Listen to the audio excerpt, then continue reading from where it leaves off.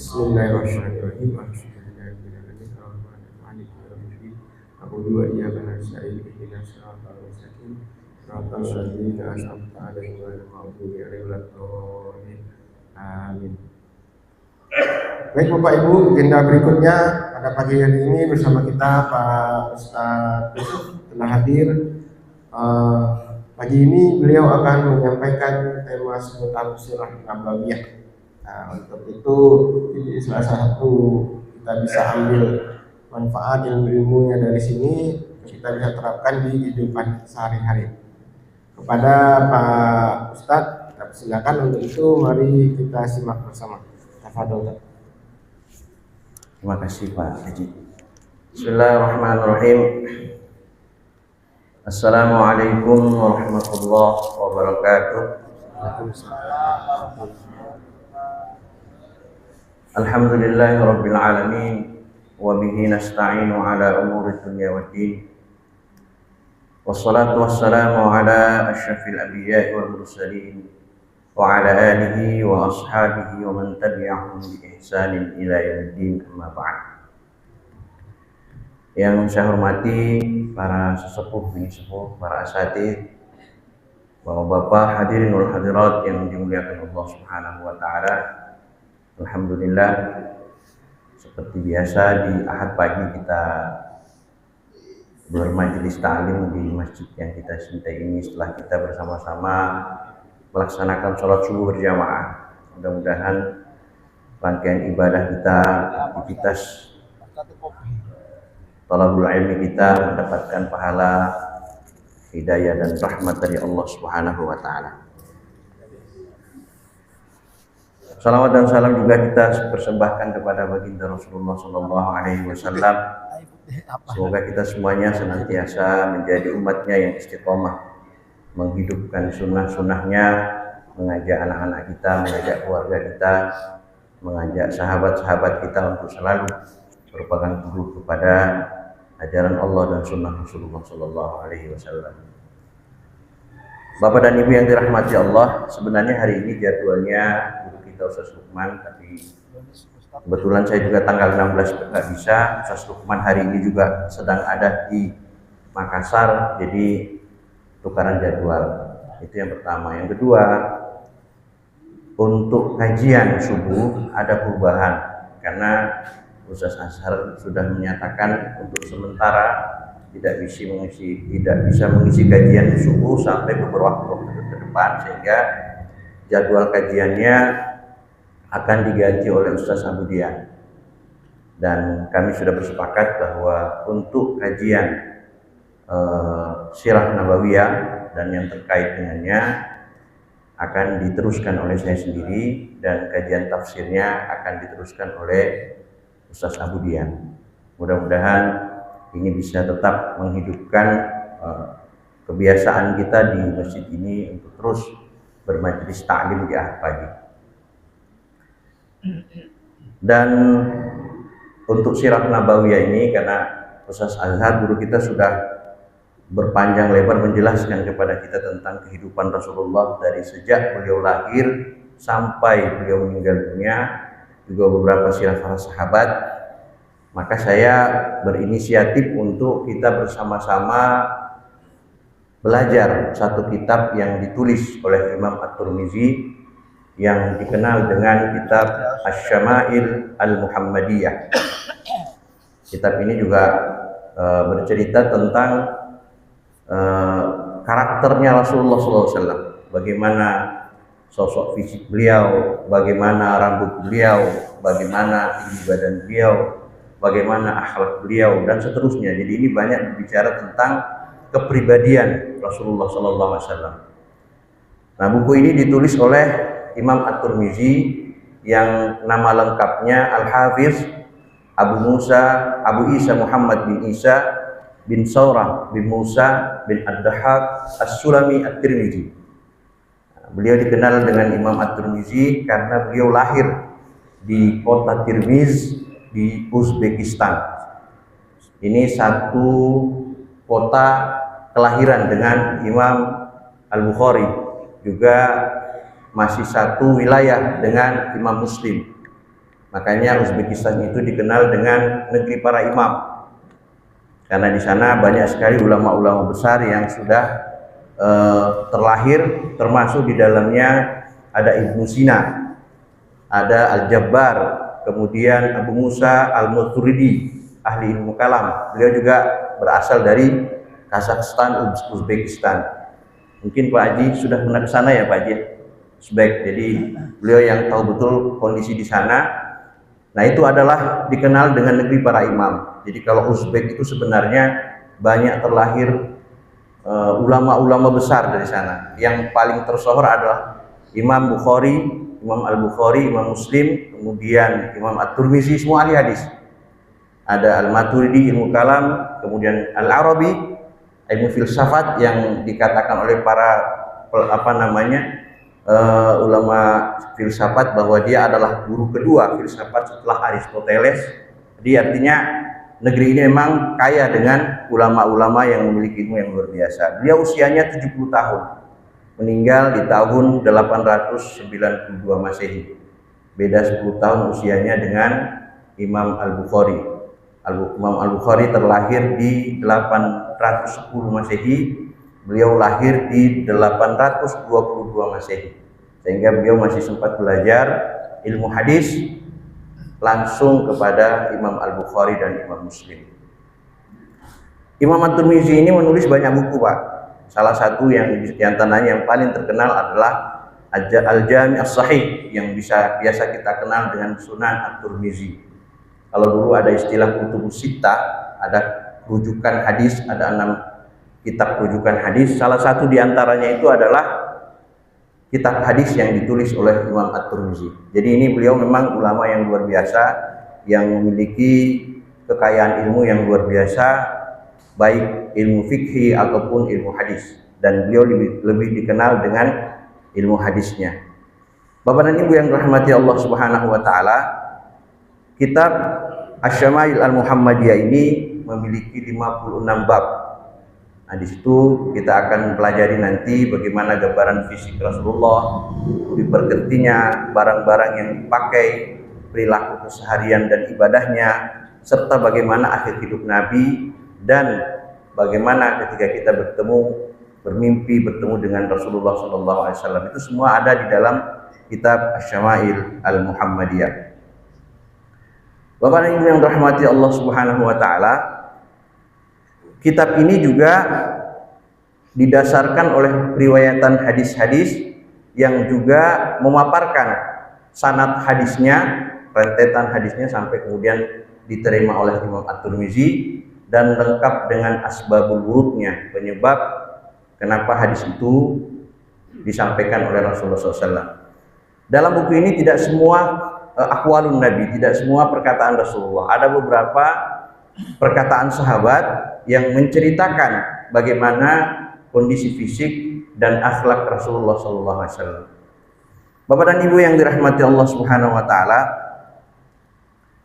pada pertemuan pertama ini kita akan masuk pada bab pertama mengenai ciri fisik Rasulullah SAW. Jadi kita sudah belajar bagaimana Rasulullah SAW lahir, di mana beliau lahir, di mana beliau besar, kemudian bagaimana perjalanan dakwah beliau. Mudah-mudahan itu sudah menjadi ilmu yang kita pahami dan bisa menambah semangat beragamaan kita terhadap ajaran Allah dan sunnah Rasulullah SAW. Haddatsana Abu Raja Qutaibah bin Sa'id an Malik bin Abbas an Rabi'ah an Abi Abdurrahman an Anas bin Malik annahu sami'ahu yaqul kana Rasulullah sallallahu alaihi wasallam laisa bit tawil al ba'id wala bil qasir wala bil abyad al amhaq wala bil adam wala bil adam wala bil ja'di al qatat wala bis sabr. Ba'athahu Allah Ta'ala ala ra'si 40 sana fa aqama bi Makkah 10 sinin wa bil Madinah 10 sinin wa tawaffahu Allah Ta'ala ala ra'si sittina sana wa laysa fi ra'sihi wa lihyatihi 'ishruna sya'ratan bayda. Rasulullah Shallallahu Alaihi Wasallam ini hadis diriwayatkan atau dari Anas bin Malik. Beliau berkata, Rasulullah Shallallahu Alaihi Wasallam adalah seorang sosok yang memiliki tinggi badan yang ideal, tidak terlalu tinggi, namun juga tidak terlalu pendek. Kira-kira siapa yang ideal ya kayak itu ya? Ya bisa diukur lah masing-masing. Kalau merasa badannya paling ideal berarti bapak lah yang sama dengan badan tubuh Rasulullah. Kulit beliau Shallallahu Alaihi Wasallam tidak putih murni seperti bule, juga tidak coklat. Kalau saya berarti nggak sama dengan Nabi ya. Kulit saya terlalu coklat ya Pak Haji. Jadi ya kira-kira siapa ya? Mungkin Pak Haji kali, agak-agak mirip sama kulitnya Nabi ya. Jadi tidak terlalu putih juga tidak terlalu coklat. Rambutnya tidak keriting, juga tidak murni lurus. Jadi yang rambutnya keriting, rambutnya nggak seperti Nabi. Yang rambutnya lurus-lurus banget juga nggak seperti Nabi. Nah, rambut Nabi itu ikal ya. Dia tidak rambutnya tidak keriting, juga tidak murni lurus. Allah mengutusnya ketika telah berumur 40 tahun. Nah ini sudah kita pahami. Rasulullah diangkat menjadi Nabi di usia 40 tahun. Tinggal di Mekah, jadi fa'aqama bi Makkah 10 sinin. Tinggal di Mekah selama 10 tahun. Kenapa disebut 10 tahun? Nanti kita lihat penjelasannya. Wabil Madinah 10 sinin. Dan tinggal di Madinah juga 10 tahun. Wa tawaffahu Allah Ta'ala ala ra'si sittina sana. Dan Allah wafatkan beliau pada usia 60 tahun. Ini mungkin berbeda dengan yang kita pahami 63. Nanti dijelaskan setelah kita baca hadisnya. Wa laysa fi ra'sihi wa lihyatihi 'ishruna sya'ratan bayda. Dan uban yang ada di kepala dan jenggot beliau Sallallahu Alaihi Wasallam tidak melebihi 20 lembar rambut saja, helai rambut. Kalau saya sudah tidak masuk Pak. Mayoritas rambut saya sekarang lebih banyak putihnya. Nah, jadi, kalau Rasulullah rambut kepala dan jenggotnya yang putih itu tidak lebih dari 20 helai rambut saja. Hadis ini merupakan hadis yang disepakati kesahihannya oleh Imam Al-Bukhari dan Imam Muslim. Jadi hadis ini sahih. Dan yang perlu dicatat bahwa penyebutan tentang ciri-ciri fisik beliau ini bukan berarti seseorang tercela ketika memiliki ciri-ciri fisik yang tidak sama dengan Nabi. Itu banyak. Jadi jangan sampai bahwa bilang, aduh saya fisiknya nggak kayak Nabi, berarti saya badannya jelek dong. Enggak. Bukan itu maksudnya. Artinya kita sedang pengen tahu betul sih bagaimana fisik Rasulullah Shallallahu Alaihi Wasallam. Bagaimana kondisi kehidupan keseharian Rasulullah Shallallahu Alaihi Wasallam.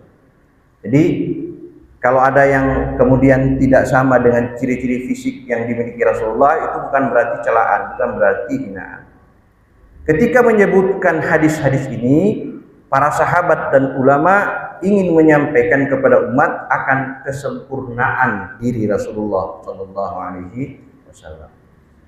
Nah, beberapa faedah yang kita bisa ambil dari hadis ini. Yang pertama, bahwa Nabi adalah sosok yang memiliki tinggi ideal, nggak terlalu tinggi juga nggak terlalu pendek, namun lebih dekat kepada badannya sedikit lebih tinggi. Itu yang pertama. Jadi sosok badan beliau ideal tingginya ya.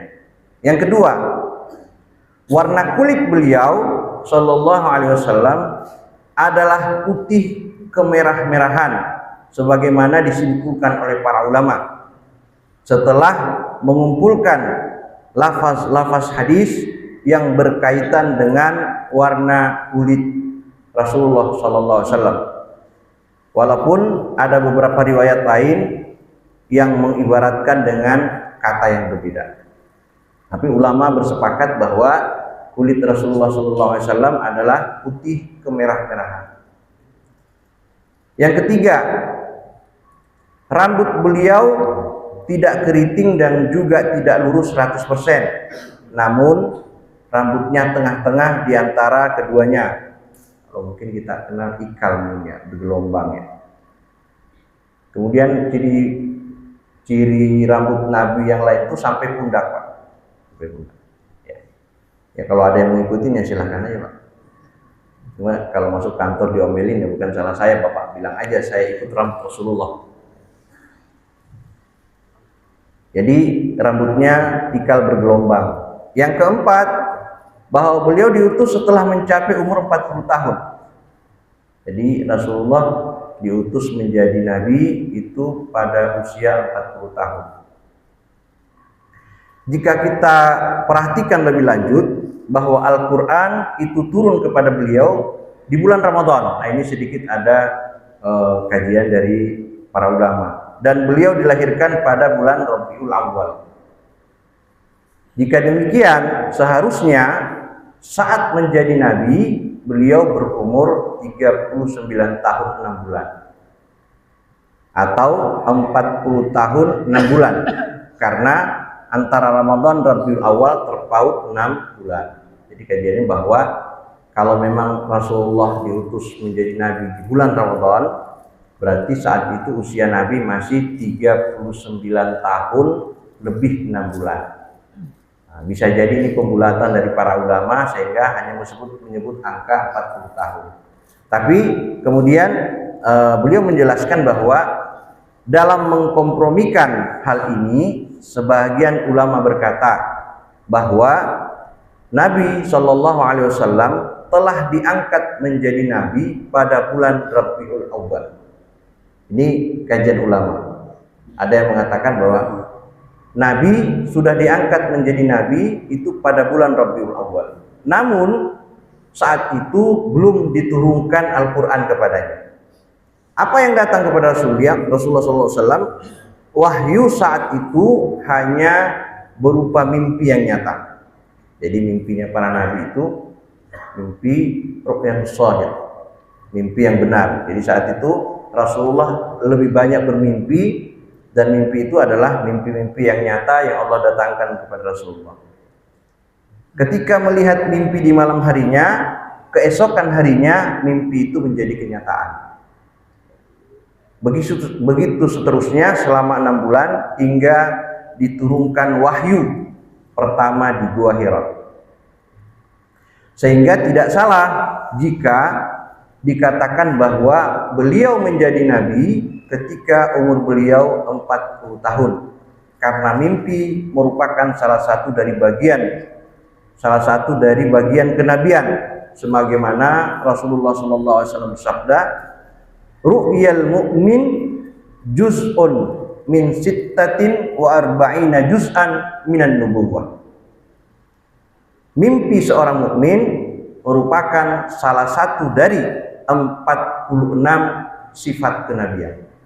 Jadi kalau mimpi Bapak benar dari mimpi-mimpi yang Allah berikan kepada kita, maka mimpi yang benar itu salah satu dari sifat kenabian. Walaupun kita tidak menjadi nabi, Pak, karena yang kita dikasih Allah cuma mimpi yang benarnya aja, yang 45-nya enggak, atau misalnya 40-nya enggak. Tapi Rasulullah semua memiliki 46 sifat kenabian atau ciri kenabian. Jadi ru'yal mu'min juz'un min sittatin wa arba'ina juz'an minan nubuwah.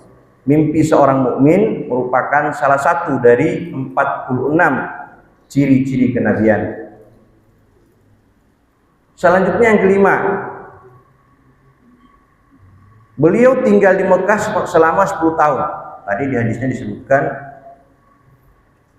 asyara sinin, jadi wa aqama bi Makkah 10 sinin. Beliau tinggal di Mekah dalam dakwahnya tentunya ya, bukan dihitung dari sejak beliau lahir, tapi sejak beliau dilantik menjadi seorang nabi, 10 tahun. Dan beliau tinggal di Mekah selama 10 tahun sebagai seorang rasul, atau sejak beliau berdakwah secara terang-terangan. Jadi yang dihitung 10 tahun itu adalah ketika Rasulullah sudah berdakwah terang-terangan. 3 tahun pertama Rasulullah dakwahnya sirri, dakwahnya diam-diam. Jadi door to door beliau saat itu masih gerilya, enggak kemudian terang-terangan. Karena setelah diangkat menjadi nabi, beliau berdakwah secara sembunyi-sembunyi selama 3 tahun. Jadi selama 3 tahun itu Rasulullah benar-benar dakwahnya pelan-pelan, karena dia tidak bisa, karena perintah untuk dakwah terang-terangan saat itu masih belum datang dari Allah Subhanahu wa taala. Sehingga dakwah beliau seperti yang sudah dijelaskan oleh guru kita Ustaz Azhar itu adalah sirri, sembunyi-sembunyi selama 3 tahun. Sehingga setelah menjadi nabi, beliau berada di Mekah selama 13 tahun. Sebagaimana hal tersebut kita ketahui bersama dalam pelajaran sirah nabawiyah. Ya, jadi ketemunya di situ. Kalau tadi hadisnya disebutkan hanya 10 tahun di Makkah berdakwah, hitungannya 10 tahun itu adalah 10 tahun ketika beliau berdakwah secara terang-terangan. Yang 3 tahunnya beliau berdakwah sembunyi-sembunyi. Kemudian bahwa beliau tinggal di Madinah selama 10 tahun. Kapan dihitungnya? Sejak dari hijrahnya beliau hingga meninggalnya beliau di kota Madinah. Nah, itu hitungnya beliau di sana selama 10 tahun. Dan Allah wafatkan beliau pada umur 60 tahun dengan anggapan bahwa perawi hadis ini menghilangkan angka pecahannya. Artinya sebagaimana kita ketahui bersama, beliau meninggal pada umur 63 tahun. Artinya bahwa perawi hadisnya hanya menyebutkan angka besarnya saja, 60 tahun, tidak menyebutkan angka pecahannya yang 3 tahun. Tapi kita bisa temukan angka 63 tahun ini di hadis-hadis yang lain. Yang terakhir, uban yang ada pada kepala dan jenggot beliau yang mulia tidak banyak, hanya sedikit, kurang lebih hanya 20 helai saja. Bahkan dalam sebahagian hadis disebutkan hanya 17 sampai 18 helai. Pak, bisa bayangkan ya sahabat itu perhatiannya kepada Nabi ya Pak. Jenggotnya saja mereka tahu itu berapa jenggot Nabi. Begitu sahabat mengagumi betul bagaimana fisik Rasulullah SAW. Mereka betul-betul memperhatikan apa yang dimiliki oleh Rasulullah SAW dari ciri fisiknya dan apa yang menjadi kelakuannya setiap hari. Selanjutnya kita masuk pada hadis yang kedua, karena ini banyak hadis Pak. Jadi kitab Asy-Syama'il Al-Muhammadiyah ini bercerita tentang fisik Nabi berdasarkan hadis. Jadi dasar bahasannya jelas.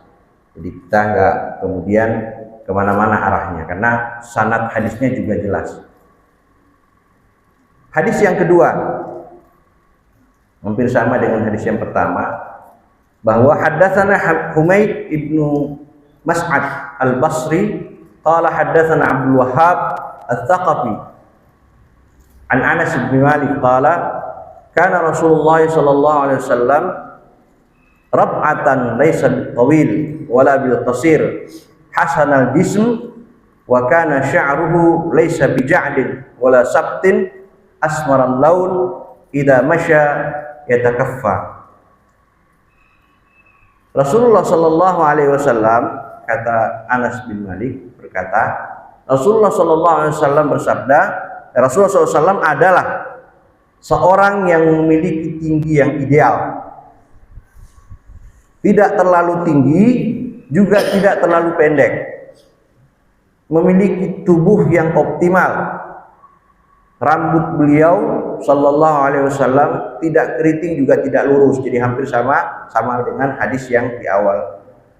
Kulit beliau berwarna coklat putih kemerah-merahan. Jika beliau berjalan, nah, jalannya Nabi nih ada tambahannya. Jika beliau berjalan relatif condong ke depan karena langkah kaki beliau lebar. Jadi kalau jalan tuh agak condong ke depan dia. Makanya waktu AA ada di sini tuh jalannya cepat ya Pak Haji. Ya beliau pengen mengikuti cara jalannya Rasulullah, karena ketika jalan kita agak condong ke depan biasanya jalan kita relatif pasti lebih cepat. Maka Rasulullah itu adalah ketika berjalan, kata sahabat, badannya relatif condong ke depan karena langkah kakinya yang lebar. Tapi tidak cepat dalam artian harus kemudian sahabatnya tertinggal, enggak. Rasulullah cara jalannya ya seperti itu, tidak lambat tapi juga tidak terlalu cepat. Tapi beliau langkahnya lebih lebar. Nah, hadis ini diriwayatkan oleh Imam At-Tirmizi dalam kitab Jami'. Beliau dengan nomor 1754. Dalam hadis ini ada beberapa faedah yang telah disebutkan penyebutannya, diantaranya tentang tinggi rambut kita sudah bahas tadi di hadis pertama. Adapun pelajaran baru yang bisa kita petik dari hadis ini adalah tinggi Rasulullah SAW adalah ideal, tidak terlalu tinggi dan tidak terlalu pendek, sebagaimana hadis yang sudah kita baca di awal. Rasulullah SAW adalah seorang yang memiliki tubuh yang ideal. Dan yang ketiga, rambut Rasulullah SAW tidak lurus dan tidak keriting, pertengahan, ikal ya Pak. Yang keempat, kulit Rasulullah SAW berwarna putih kemerahan, karena kata asmar juga dipakai untuk mengibaratkan makna tersebut. Jadi kata asmar itu artinya putih kemerah-merahan. Cara berjalan beliau relatif cepat, dengan badan agak condong ke depan, dengan langkah kaki yang cukup lebar. Jadi ya kita bisa bayangkan ya bagaimana cara beliau berjalan. Nah, kita bisa bandingkan dengan cara kita berjalan. Artinya langkah beliau memang mungkin lebih cepat dibanding kita ketika beliau berjalan. Bapak dan Ibu yang dirahmati Allah Subhanahu wa taala, ini dua hadis yang kemudian mengajarkan kepada kita bagaimana kepribadian Rasulullah SAW yang kemudian memberikan gambaran kepada kita tentang bagaimana ciri fisik awal tentang Rasulullah SAW. Nah, kita baca satu hadis lagi sampai syuruk ya Pak. Haddatsana Muhammad ibn Bashar qala haddatsana Muhammad ibn Ja'far qala haddatsana Syu'bah an Abi Ishaq qala sami'tu Al-Barra ibn Azib yaqul kana Rasulullah sallallahu alaihi wasallam rajulan marbu'an ba'id ma bainal mankibain azimal jummah ila syahmati udunaihi alaihi hullatun hamra ma ra'aitu syai'an qad ahsanu minha atau ahsanu minhu.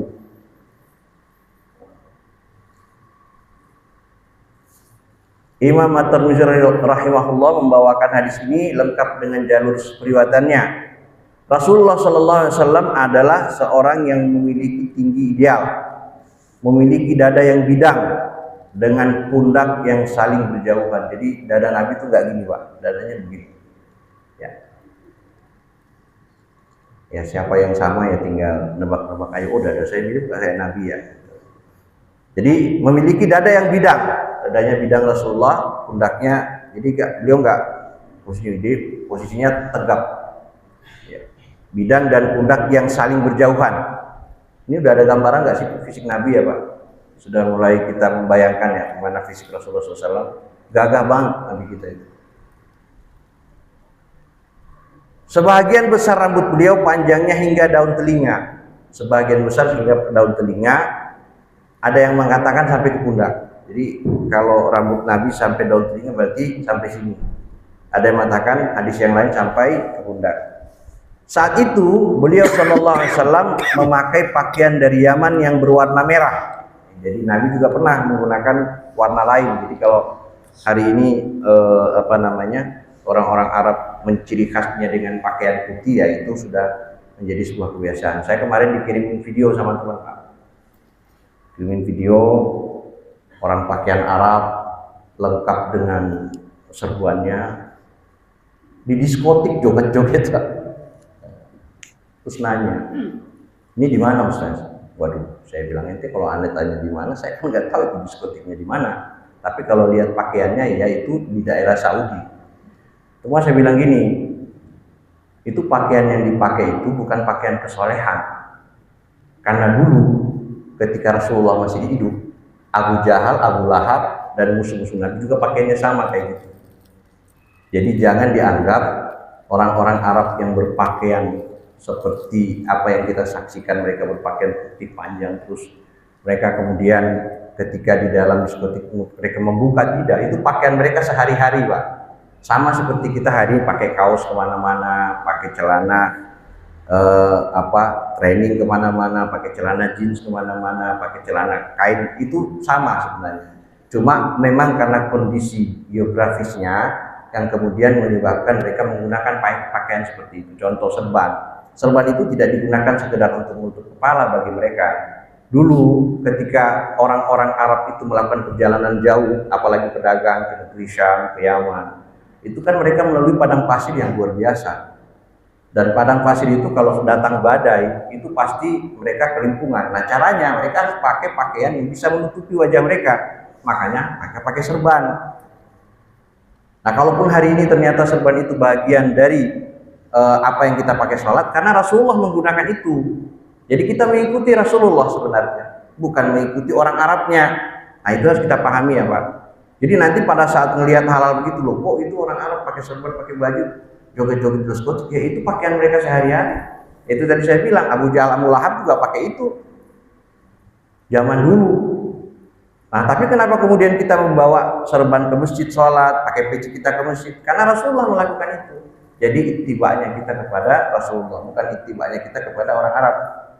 Walaupun memang Rasulullah juga bagian dari orang Arab. Bahkan Rasulullah bilang jangan pernah mencaci orang Arab, sebut kaum biar. Artinya tetap kita menghargai. Terlepas mereka itu melakukan sebuah kekhilafan seperti itu, ya paling tidak bahwa kita memahami pakaiannya itu bukan pakaian kesolehan. Ya. Tapi kalau dipakai untuk sholat ya jadi pakaian soleh. Dipakai ke diskotik ya pakaian diskotik jadinya ya. Ya, itu harus kita pahami. Ini videonya saya lihat banyak beredar di kita ya, memakai pakaian-pakaian yang Arab tapi mereka joget-joget, ada perempuan-perempuannya di situ. Ya. Saya cuma menjawab itu ada kemungkinan besar di Jeddah atau di Riyadh. Karena kalau di Mekah Madinah nggak mungkin. Pemerintah Saudi sampai hari ini betul-betul menjaga kehormatan tanah Madinah dan Mekah. Kalaupun ada yang melakukan hal-hal seperti itu mungkin ketahuan pasti ditangkap. Karena di sana benar-benar dijaga untuk hal-hal yang tidak senonoh tadi. Kalau ada hal-hal seperti itu kemungkinan besar di tempat lain di luar kota Mekah dan Madinah. Nah, balik kita ke hadisnya bahwa Rasulullah SAW memakai pakaian dari Yaman yang berwarna merah dan aku tidak pernah melihat apapun yang lebih indah daripada beliau Shallallahu Alaihi Wasallam ketika memakai pakaian tersebut. Jadi memang karena badan beliau ideal, pribadi beliau ideal sehingga sahabat melihat Rasulullah Shallallahu Alaihi Wasallam, melihat kondisi Rasulullah SAW dalam menggunakan pakaian apapun beliau tampak ideal dengan pakaiannya. Pelajaran yang bisa kita ambil dari hadis ini adalah pertama, bahwasanya Rasulullah SAW adalah seorang yang memiliki dada yang bidang. Dalam hadis ini diibaratkan dengan kedua bahu yang saling berjauhan. Kalau kita lihat tentara ya Pak, nah itu Rasulullah tegapnya seperti itu. Yang kedua, rambut beliau SAW cukup panjang. Sebagian besar hingga daun telinga dan ada yang sampai di pundak sebagaimana yang terdapat dalam beberapa hadis yang lain. Yang ketiga,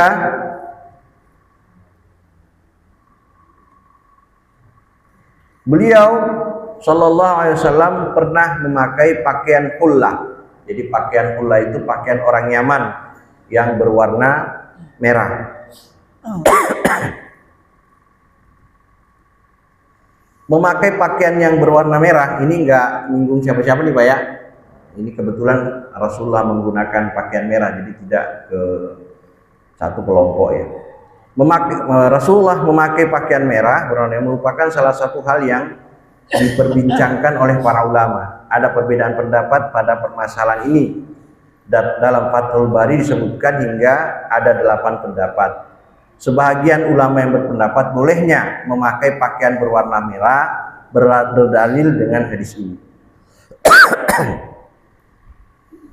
Jadi tidak mesti kemudian karena banyak pakaian yang digunakan Rasulullah dengan menggunakan putih terus kita tidak bisa menggunakan warna lain. Ya kalau kita di Indonesia warnanya memang variatif ya Pak. Kalau di Arab sana ya, kalau untuk yang umumnya udah usia 40 tahun ke atas itu rata-rata mereka sudah menggunakan jubah putih semua. Anak-anak mudanya sekarang yang banyak pakai jeans, ya kayak kita lah anak muda kita di sini, yang pakai anting juga ada. Ya. Jadi banyak di sana, bukan berarti boleh pakai anting ya Pak. Artinya di sana mereka hidupnya ya sama seperti kita sebenarnya, kehidupan mereka sehari-hari. Ya mungkin karena kita hadir di mana di sana mungkin melaksanakan ibadah umrah atau haji sehingga kesehariannya yang kita lihat oh mereka hanya menggunakan pakaian jubah putih misalnya. Jarang kita lihat orang Arab itu menggunakan pakaian hitam atau warna lain. Kalau mereka datang ke masjid rata-rata mereka menggunakan pakaian putih. Nah, kalaupun di rumah nanti baru mereka menggunakan pakaian yang lain untuk dipakai sehari-hari. Tapi para ulama dengan hadis ini berikan keterangan kepada kita bahwa bolehnya kita menggunakan warna lain selain warna putih, walaupun dalam satu hadis Rasulullah menyampaikan kepada kita bahwa warna yang paling dicintai oleh Rasulullah SAW adalah warna putih, warna putih. Yang keempat, Rasulullah SAW adalah seorang yang sangat indah untuk dipandang, melebihi keindahan rembulan dan juga matahari serta pemandangan-pemandangan indah lainnya. Di Rasulullah itu kalau udah ada di tengah-tengah sahabat, itu sahabat nggak mau pergi Pak, nyaman banget tenang. Di samping tutur katanya baik, kemudian fisiknya juga bagus, dilihatnya enak, sehingga para sahabat kalau sudah ada bersama Rasulullah itu nggak mau pergi, nggak mau beranjak, kecuali Rasulullah sendiri yang kemudian meninggalkan sahabat karena satu keperluan. Jadi beliau melebihi keindahan rembulan dan juga matahari serta pemandangan-pemandangan indah-indah lainnya. Oleh sebab itu, perawi hadis ini memakai kata, aku tidak pernah melihat apapun yang lebih indah dari Rasulullah SAW. Bukan mengatakan aku tidak pernah melihat seorang pun yang lebih indah darinya. Artinya Rasulullah memang memiliki satu ciri fisik yang ideal, sehingga ketika beliau menggunakan pakaian tertentu yang mungkin warnanya berbeda seperti tadi warna merah, justru lebih menunjukkan kewibawaan dan ketampanan Rasulullah Shallallahu Alaihi Wasallam. Bapak dan Ibu yang dirahmati Allah Subhanahu Wa Taala, ini 3 hadis yang kita baca hari ini. Ini kebetulan dalam satu bab ini ada sekitar 14 hadis ya. Ada 14 hadis. Nah nanti mungkin kita akan teruskan pada pertemuan selanjutnya. Tapi insya Allah apa yang kita baca ini akan menambah pemahaman kita, pengetahuan kita tentang diri Rasulullah Shallallahu Alaihi Wasallam. Oleh karena itu, Bapak dan Ibu yang dirahmati Allah Subhanahu Wa Taala, dengan kita baca hadis-hadis ini makin insya Allah makin menambah kecintaan kita kepada diri Rasulullah SAW, menjadi toladan kita, menjadi suri toladan kita, menjadi qudwah kita dalam kehidupan kita sehari-hari. Ini saja mungkin yang bisa saya sampaikan. Mohon maaf bila ada kekurangan. Akhirul kalam. Wassalamualaikum warahmatullahi wabarakatuh. Waalaikumsalam warahmatullahi wabarakatuh. Demikian tadi penjelasan dari beberapa hadis-hadis yang menggambarkan ciri fisik baginda Nabi Muhammad SAW.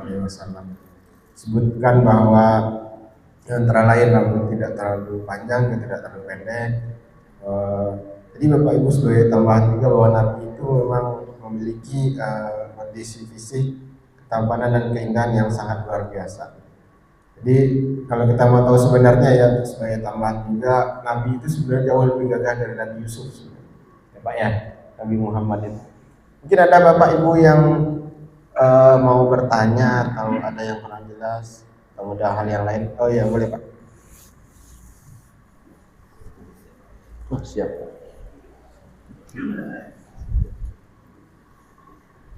Ya langsung.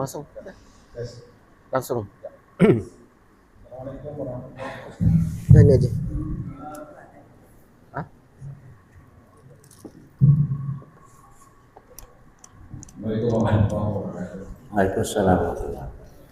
Ini pertanyaan saya sebenarnya tidak terkait ayat ini, karena biasa Ustaz kan membahas makna dari ayat Al-Quran. Ya, siap. Jadi kebetulan saya ingin membaca ayat ini tentang penciptaan manusia. Dan ini saya baca di surat Al-Hijr surat 15 ayat 26 dan tentang penciptaan Nabi Adam. Ini ya, di sini bahwa saya bacakan ya. Dan sungguh kami telah menciptakan manusia Adam dari tanah liat kering, dari lumpur hitam dan diberi bentuk. Jadi manusia itu kan diciptakan dari tanah liat. Tapi juga saya baca di surat Al-Furqan surat 25 ayat 54. Nah itu di situ saya bacakan terjemahannya. Dan dia pula menciptakan manusia dari air. Lalu dia jadikan manusia itu mempunyai keturunan dan musyawarah dan ilmu adalah. Ini saya tanyakan, ini manusia ini sebenarnya tercipta dari tanah atau dari air? Sederhananya itu. Iya. Atau yang di tadi surat Al-Hijr itu dan Adam atau Adam saja yang dari tanah manusia pertama dan kita itu dari air atau bagaimana? Mungkin bisa tidak terlalu dijelaskan. Sebenarnya manusia itu tercipta dari tanah atau dari air atau bagaimana? Terima kasih. Assalamualaikum warahmatullahi wabarakatuh. Waalaikumsalam. Terima kasih Pak. Ya. Kalau kita lihat ayatnya ya, seperti kontradiktif ya. Kok dari tanah kok jadi air ya? Tanah itu kan disebutnya tanah kering kan Pak dalam majid. Kalau tanah kering kita mau bentuk pakai apa Pak? Pakai air kan? Makanya di ayat yang lain disebutkan tanah liat. Seperti bikin tembikar. Ketemu ya Pak? Jadi bahwa di ayat yang lain diambil dari tanah kering, di ayat yang lain dengan air. Ini pendapat satu ulama ya. Jadi ketika air dan tanah itu dipadukan baru bisa dibentuk. Logis nggak Pak? Logis ya. Jadi tanah itu tidak akan bisa dibentuk tanpa campuran lain. Walaupun Allah bisa melakukan itu. Tapi dengan memadukan dua ayat ini, ulama menemukan satu pemahaman bahwa penciptaan manusia itu berasal dari tanah, di ayat yang lain tanah liat. Sehingga ketika tanah kering itu dicampur dengan air, dia akan menjadi lengket. Sehingga dia bisa dibentuk. Itu satu pendapat. Pendapat yang lain bahwa penciptaan Nabi Adam alaihissalam murni berasal dari tanah. Tapi kita yang kemudian anak keturunan Nabi Adam alaihissalam itu tercipta dari air. Air apa? Nah itu yang kita pahami, air mani dan ovum seorang ibu. Disatukan lalu ditaruh di dalam rahim yang kuat, maka mulailah di situ menjadi proses penciptaan manusia yang kita bisa lihat dalam surah Al-Mu'minun itu Pak. Jadi Allah menciptakan manusia, laqad khalaqal insana, gimana ayatnya? Kemudian ditaruh di dalam fi qararin makin, dalam kandungan yang apa namanya, dalam rahim seorang ibu. Tsumma ja'alnahu nutfatan fi qararin makin. Faja'alnahu nutfatan 'alaqatan fa khalaqnal 'alaqata mudghatan, dan seterusnya. Itu prosesnya, Pak. Prosesnya. Sehingga para ulama kemudian memberikan pemahaman bahwa ketika penciptaan Nabi Adam itu ada dua pemahaman tadi, bahwa kalau disebutkan tercipta dari air, betul manusia tercipta dari air. Ketika tanah itu dibentuk, maka Allah menggunakan air untuk kemudian bisa membentuk tanah itu. Satu. Yang kedua, bahwa proses penciptaan kita, anak keturunan, anak cucu Nabi Adam alaihissalam, itu memang tercipta dari apa yang kita lihat atau yang dipelajari oleh kita hari ini, bahwa perpaduan antara air mani seorang bapak dan ovum ibu yang kemudian masuk ke rahim ibu. Jadi insya Allah dua ayat ini tidak kontradiktif, maka malah sesungguhnya saling mendukung antara satu ayat dengan ayat yang lain. Saya pikir itu, Pak. Jelas, Pak ya. Mungkin ada lagi satu pertanyaan, boleh? Sebelah kanan ada. Tengah ibu-ibu ada, Bu? Boleh ditanya. Sebelah kiri Pak Hendro mau nanya, Pak. Pak Hendro nanya. Atau Pak Haji bisa menceritakan sedikit ini, Pak, Uzbekistan nih, Pak Haji. Ya, siapa ini? Oh, silakan, Pak Haji.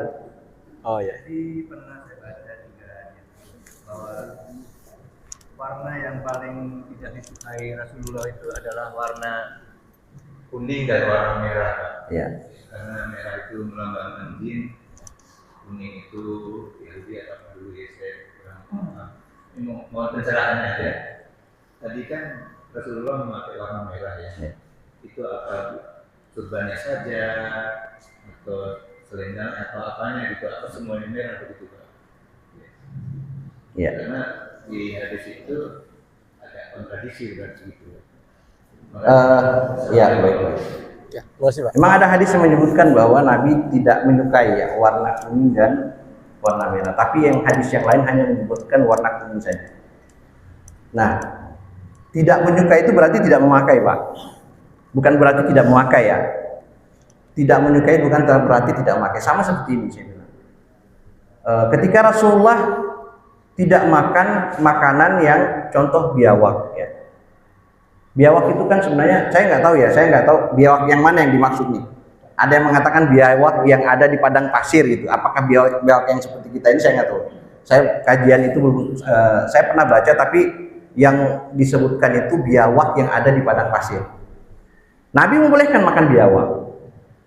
Ketika Nabi dihidangkan di atas di tempat makannya beliau nanya, ini apa? Daging biawak. Nabi tidak menyentuh karena beliau tidak suka makan biawak. Tapi bukan berarti bahwa beliau benci, kan itu ya, Pak? Tidak suka itu bukan benci, bukan, karena Rasulullah mungkin kalau bahasanya lebih tepat bahwa beliau tuh jarang menggunakan pakaian itu. Tapi apakah beliau pakai? Hadis ini menunjukkan bahwa Nabi pernah menggunakan baju merah. Nabi pernah menggunakan baju merah, jubah merah. Artinya, kalau kita bisa mengibaratkan diri kita kadang-kadang ada menyukai sesuatu, tapi tidak menyukai sesuatu yang lain. Baju yang kita punya di rumah, ada pakaian yang paling kita senangi. Mau dia sudah usang, karena kita suka, kita tetap pakai. Tapi di sisi lain, ada baju kita yang sebenarnya baru, warnanya bagus menurut orang lain, tapi kita nggak suka pakai. Kenapa? Karena warnanya kita nggak senangi. Rasulullah pun sama seperti itu. Jadi ada warna-warna tertentu yang oleh Rasulullah memang disebutkan dalam hadis itu tidak begitu disukai oleh Rasulullah, yaitu pakaian kuning dan merah. Tapi kalau apakah pernah beliau pakai? Hadis ini menunjukkan bahwa Rasulullah pernah menggunakan baju merah. Ya, kira-kira gitu, Pak Jia. Terima kasih. Baik, Bapak Ibu, kalau memang sudah tidak ada pertanyaan, ini kita tutup pagi hari ini kajian dengan hamdalah dan doa kafaratul majlis. Alhamdulillahirabbil alamin. Asyhadu an la ilaha illa anta astaghfiruka wa atubu ilaik. Wabillahi taufiq wal hidayah. Assalamualaikum warahmatullahi wabarakatuh. Waalaikumsalam warahmatullahi wabarakatuh.